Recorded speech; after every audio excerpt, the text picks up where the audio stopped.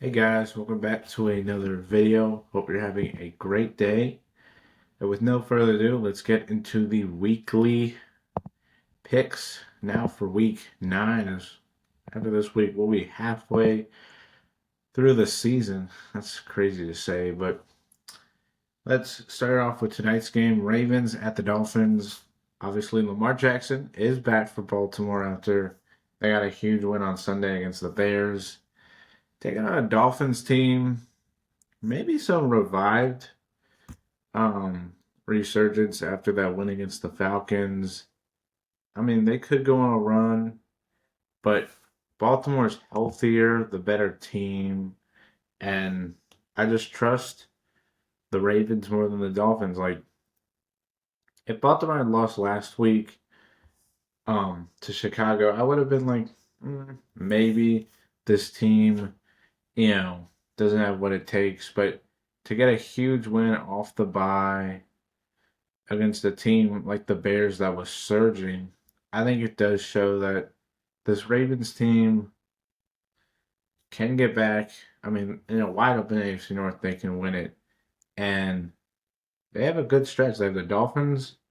I know it's a road game, but then they have the Vikings, Browns, Jets, Bengals. They have some easy games coming up, at least relative to the rest of the league. And if they continue to rack up these wins, they could for sure um, be back to the playoff picture.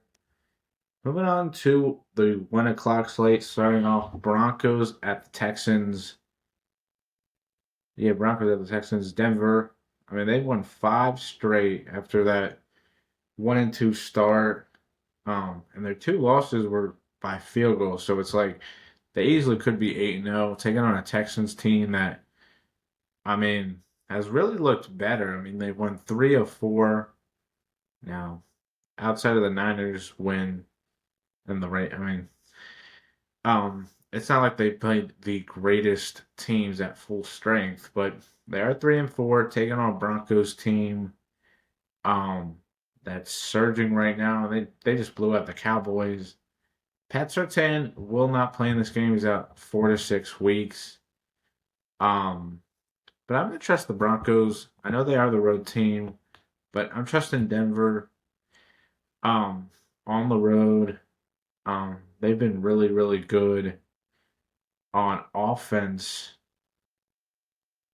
the last couple of weeks. So I'm just hoping that can continue. The defense, even without Sertan, I think should still be pretty good, and I think they can contain this Houston offense. And yeah, moving on, Panthers at the Packers. No status on whether Bryce Young is going to play or will not. That's still up in the air.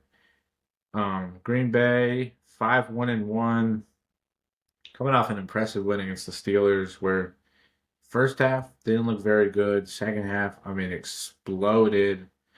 And I'm going to trust Green Bay at home to get the win. The Packers just the better team. And even if Bryce Young is playing, I don't really see this Panthers team playing playing well, I should say, to where the Packers would be in trouble. But maybe if Bryce plays, the game is a little bit closer than the way they played last week, which was horrible. Moving on, Chargers at the Titans, Tennessee. I mean, they've been maybe the worst team in the league out there. Taking on a Chargers team that maybe finally has gotten their groove back. You get Joe Alt back. O'Marion Hampton, I think, can be back next week. Um, Aranda Yenson has been a huge revelation for this team. Taking on a Titans team, um, this is, sometimes a trap game, bad team at home. You think, hey, maybe they could pull off the upset. But I'm trusting the Chargers. This defense still really sound despite no Khalil Mack for a while now. Um, and I think this offense getting Alt back, getting, healthier on the O line, I think should help out this offense make it click like it was the first couple of weeks, and I think the Chargers can move to 6-3. Moving on, Bears at the Bengals, and Joe Flacco might not play this game. He's questionable with a shoulder injury, so it's really a question of if Jake Browning plays, how well does Cincinnati's offense look? Taking on a Bears team that felt like they were getting something. Like it felt like they were going to start, winning much better, or not winning. It felt like they were getting in the right groove, and then bad loss to the Ravens last week, where the offense just could not do anything against the Ravens defense that, for the most part, has not been very good. But I'm gonna trust the Bears on the road. Um, Taking on a Bengals defense that has looked horrible all year, and even if Flacco does play, if he doesn't play, this offense is going to be horrible because we saw with Drake Browning, it was horrendous. Even if Flacco does play, I think the Bears can get the win and move to 5-3 and continue to get the season rolling. Moving on to an NFC North class, Vikings at the Lions. Carson Wentz out for the year, so it'll either be J.J. McCarthy if O'Connell says he's fully healthy, or Max Brosmer unless they sign a veteran and then play him. So it's most likely one of the young guys. I'm giving trusting the Lions off the bye. This defense also for Minnesota has not been great. A defense that's supposed to be the backbone of this team. One of the reasons the team won 14 games last week was because of how good this defense was, and they improved it from last year, and it just has not been the same. I don't know if it's because the offense hasn't been the greatest, so the defense has been relied on a lot more. Kind of like how like the Browns defense, talented, but like is always one of the bottom 10 defenses because of the fact that their offense isn't doing much, so they're kind of on the field for a lot. But I'm trusting the Lions off the bye to move to 6-2, and sorry Minnesota. It's gonna be a tough year. I think it's kind of just gonna be like 2023, where it's like injuries to the QB position, along with other injuries, and will just hold this team back from truly being a for real contender. Moving on, Falcons at the Patriots. Atlanta a couple of weeks ago, this could have been a marquee matchup if the Falcons had at least won one of these last two games. You lose both of them, and to a banged up Niners team, and then to a bad Dolphins team. They got now a Patriots team that's won 5 straight. They have looked for real, and I'm going to trust New England at home, the better team. They have just looked tremendous, and they'll move to 7-2, which is their best record since probably 2019 when they started like 8-0, I think. So it's crazy. The Pats look for real. This offense has been amazing, and this defense, even though they did just trade away Keon White and Kyle Duggar, I think will still be tremendous. And I just trust Mike Vrabel and Drake May a little bit more than I do whoever is quarterbacking this team and Raheem Morrison, coach. Moving on to Niners at the Giants. San Fran banged up so much.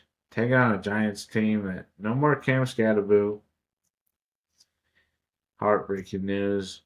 Um, and coming off a brutal loss to a division rival, I'm gonna trust the Niners to bounce back. Yeah, I think with how banged up they are, Houston was going to take advantage, but I don't think the Giants can. I think Jackson Dart will obviously play well, but I think without Scatterboo, even though Tyrone Chasey is a fine running back, I think this offense just won't have its great momentum. And this defense has been up and down, so I'm not exactly sure whether or not I can really believe this defense can make stops on a banged up Niners team.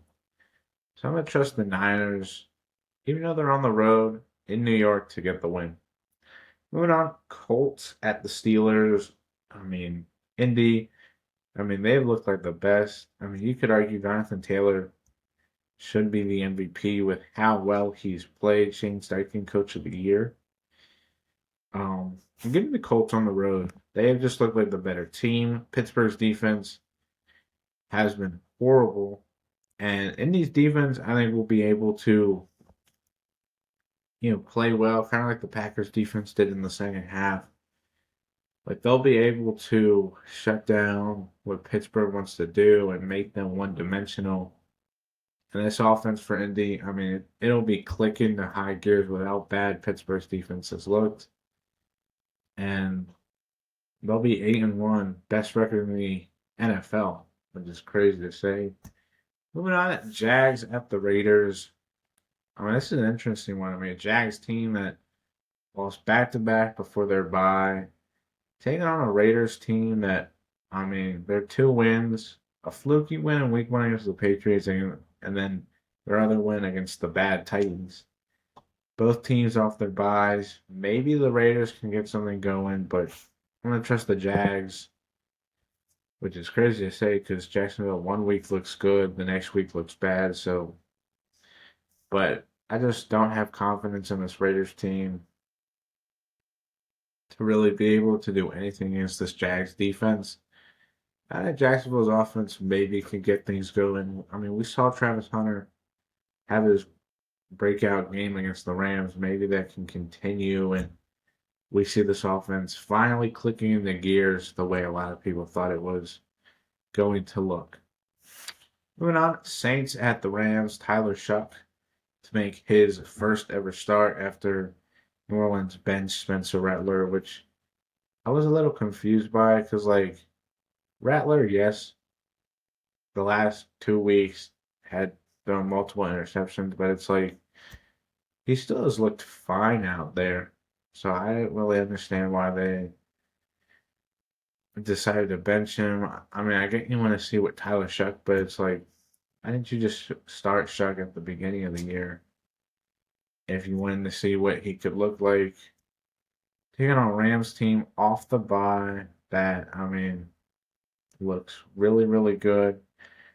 And they're at home against a bad Saints team. I mean, give me the Rams to get the win. They have looked like one of the best teams in the league, a true contender. And I think LA should, off the bye, get a huge win. And I think they're first place in the NFC West because of the Niners losing. So it'll keep them at top. Moving on to a huge game. Chiefs at Bills. KC 5-3, 4 straight wins, or no, 3 straight wins, and they won 5 of the last 6 games after that 0-2 start. Taking on a Bills team, got a huge blowout win against the Panthers, where I mean James Cook looked phenomenal. This defense was making plays. I mean, a huge battle of the Titans, and mm, I'm gonna go with the Bills. I mean, Buffalo seems to always have the number for the Chiefs in the regular season, at least. And while Casey is getting healthier, is getting better, I think Buffalo at home will be able to get the win in a game that very much could decide whether who gets the top seed or who's playing wild card weekend. Moving on to Sunday Night Football, Seahawks at the Commanders. No timetable on whether Jaden Daniels will play or will not. Taking on a Seahawks team off the bye. They've looked phenomenal. And I'm going to say Seattle gets their third straight win. I just trust the Seahawks more. Like, they just have been more consistent. And I know Washington's been banged up, but even when they've been mostly healthy, you know, it doesn't really seem like the team's the greatest. And you look at their wins. I mean, they beat the Giants, who haven't been very good. They beat the Raiders, who aren't very good. I forget who their other win it was against. Not sure, but like the wins haven't come against the greatest teams, and I just don't really trust this team to play well against good teams. Like we saw last week against the Chiefs. I know Jaden Daniels didn't play, but like the game was close. Like Casey was turning the ball over. Washington's defense was making plays, which they hadn't really done all year. And then second half, Casey just dominates. Their defense destroyed Washington's offense. That couldn't really do anything, and Washington's defense broke. So I think Seattle gets the win. And finally, Monday Night Football. Cardinals off the bye, taking on a Cowboys team off a blowout loss, and giving the Cowboys to bounce back. Arizona just has not been very good, and even off the bye, we'll see whether Kyler will play or won't. But I think Dallas's offense will be able to run up and down the field against what's supposed to be a good Cardinals defense. And even if Murray plays, I just don't see this Cardinals team being able to keep up. And I think they fall to 2-6. But yeah, those are my week 9 picks. Hope you guys um enjoyed the video. Like, subscribe, hit the notification bell, and I will catch you guys next week for obviously the weekly recap and picks video, but I'll also be doing a trade deadline breakdown because it's the 4th, and then I'll be redoing my predictions now that we're halfway through the year. So can't wait to see you guys in the next video, and bye.